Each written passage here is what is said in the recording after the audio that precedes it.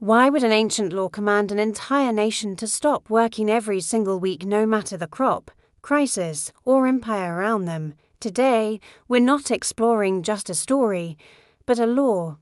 One that has shaped civilizations, economies, and spiritual life for thousands of years, the Sabbath. To many, it's just a religious tradition. To ancient Israel, it was a radical socio-political statement. This wasn't just about taking a day off. It was a fundamental redefinition of human value, power, and society itself. To understand its impact, we have to go back to the ancient Near East. In this world, rest was a privilege, a luxury enjoyed only by the wealthy and powerful. For everyone else, servants, slaves, women, foreigners' life was a cycle of endless work. Empires like Egypt and Babylon measured the value of a person by their labor and productivity.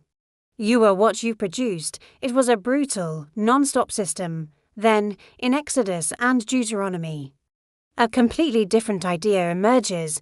God introduces a law unlike any other in human history.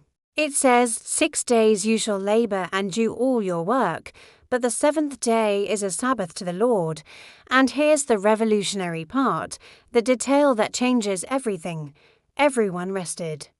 Not just the elite, kings rested, servants rested, foreigners living in the land rested, even the animals rested.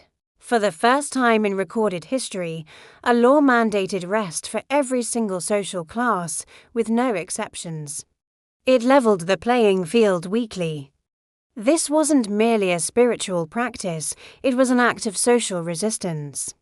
Imagine the message this sent. By stopping all work, the Sabbath declared that people are not machines. It proclaimed that human worth is not tied to labor or economic output. It insisted that no power, whether a king or an empire, could demand endless productivity from its people in a world built on oppression and forced labor. The Sabbath was a weekly protest against tyranny. It was a powerful, recurring reminder to the people of Israel that they were a freed people, no longer slaves to Pharaoh's relentless demands. They were defined by their liberation, not their labor. From a critical analysis standpoint, the Sabbath wasn't just about the personal benefit of rest, it was about systemic equity. It created a society where exploitation was actively limited.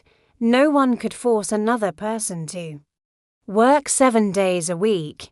No one could get ahead of their neighbor simply by outworking them endlessly, because the system itself demanded a pause. It was a legally enforced mechanism for dignity, preventing the powerful from completely consuming the lives of the vulnerable. It built compassion and justice directly into the rhythm of the week. So, what does this ancient law mean for us today, in our modern age of burnout, hustle culture, and the constant pressure to be connected and productive? It challenges us to rethink the very foundations of our own culture. We're often taught to see our productivity as our identity. We're encouraged to work without limits and sometimes view rest as a sign of weakness. Our value feels tied to our constant achievement. The Sabbath whispers a deeply countercultural truth into our busy lives. You are not valuable because of what you produce. You are valuable simply because of who you are. Your worth is inherent and does not need to be earned through exhaustion. When we examine these often overlooked ancient laws through historical and ethical lenses, we discover they weren't just arbitrary rules dropped from the sky. They were sophisticated frameworks designed to build a society based on justice, compassion, balance, and human dignity. So maybe the question we should be asking isn't, why did God command rest? Maybe the real question is, what happens to a society and to us as individuals when we forget how to? Thanks for watching. If you found this perspective valuable, consider subscribing for more deep dives into the ideas that have shaped our world.